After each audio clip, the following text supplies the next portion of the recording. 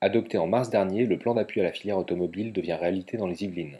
Sur les 346 millions d'euros du plan de relance départemental, 135 sont consacrés à la recherche et au développement du véhicule du futur, et les premières subventions vont bientôt être versées. À Trappes, la société Ségula Technologies Matra a été retenue pour deux projets innovants pour lesquels le département va verser 1,5 million d'euros.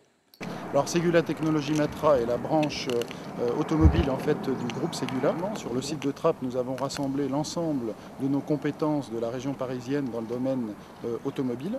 Alors les deux projets sur lesquels nous travaillons actuellement et qui font donc l'objet d'une demande de subvention de la part du Conseil général, il y a un projet qui consiste à développer et industrialiser puis fabriquer un fauteuil électrique pour handicapés. Alors le deuxième projet, c'est un véhicule sportif.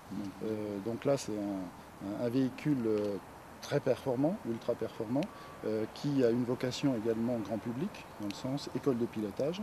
Et alors ces deux projets-là nous permettront, en fait, à partir du moment où ils rentrent en fabrication, de pouvoir créer des emplois dans les Yvelines.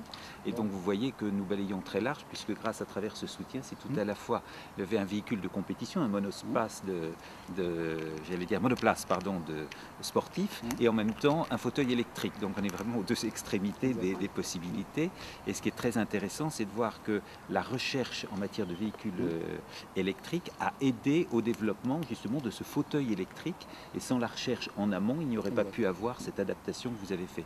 Donc c'est un projet qui nous a paru exemplaire, c'est la raison pour laquelle il a été sélectionné, qu'il va être soumis à l'approbation de notre assemblée départementale. Il a d'ailleurs reçu un accord unanime en commission, donc je vous rassure, il n'y a pas de souci particulier, mais par son montant, 1,5 million d'euros, ça témoigne d'un engagement fort de notre collectivité en ce domaine.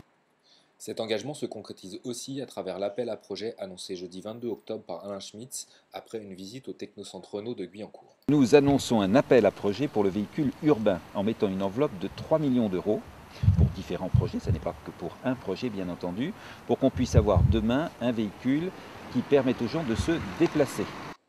Les candidats, et notamment les PME, entreprises yvelinoises actuelles ou futures, ont jusqu'au 4 décembre pour déposer les grandes lignes d'un projet répondant aux caractéristiques définies par le Conseil général des Yvelines.